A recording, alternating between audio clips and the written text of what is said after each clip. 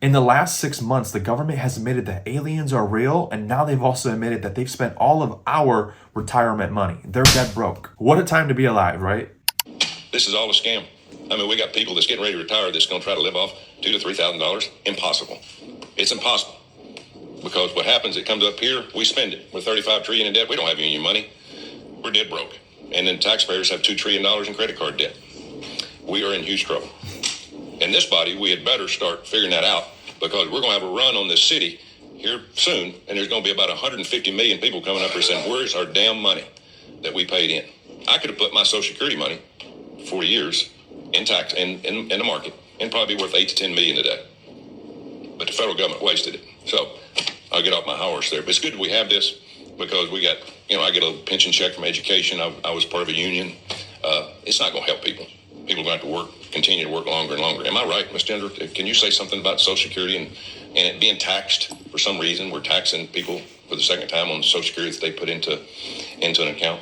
Yeah, and I'd like to point out, when Social Security was first founded, those who established it, it was started out as a 2% tax, and they said this will never take more than 6% of your income. Today, it takes 12.4%, and depending on whether you go with CBO or Social Security trustees, it needs to take between 15.8 and 17.5%. So we're talking about thousands of dollars more per year.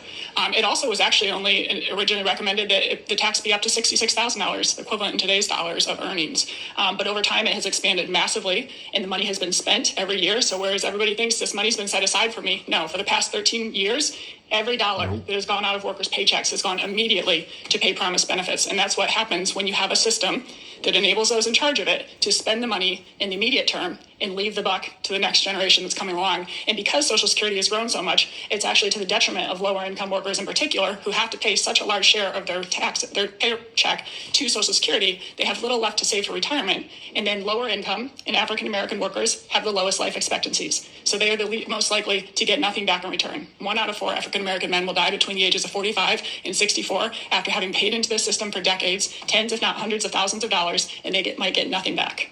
What's the solution?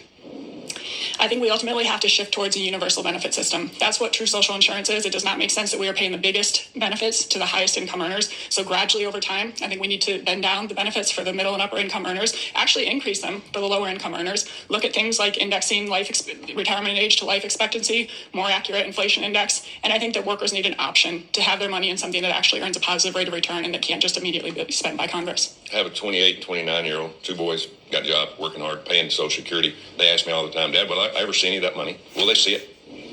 I think they will see some of it. That's the exact same thing I hear whenever I ask a group of younger workers, and none of them raises their hand. So I think that there will be something there, but it's not going to be what has been promised. Mr. Stephen, you got anything to add to that? Thank you, Senator. What I would add is, when we talk about Social Security or we talk about pensions, the two things that they both have in common is that guaranteed income. You know what you're going to get, generally speaking, at the end of it. What I reference in terms of protected retirement, we have developed now solutions that get at both of those in a very efficient way. And they also address the issue around market volatility, because we have step-ups and lock-ins. And it's a very efficient way to deliver that to millions of Americans that we've been talking. And that's all because of what you all did around Secure Act 1.0 and 2.0. They have put us in a position to do that. And that's why I'm really encouraging us to have every 401k plan, 457 plan, 403b plan add at least one of those solutions, so that the American workers can choose. If they want to know what they're going to get in retirement, we can deliver that for them. Young people of all ages ask me, why can't we put our money in our own 401k instead of put it in Social Security? Is there an answer to that? I think what I love is that they're asking the right question. Savings in any way is a good thing. And I think there's a place for Social Security, there's a place for pensions, and there's certainly a place for what we're doing in 401k plans. Thank you. Senator Hassan.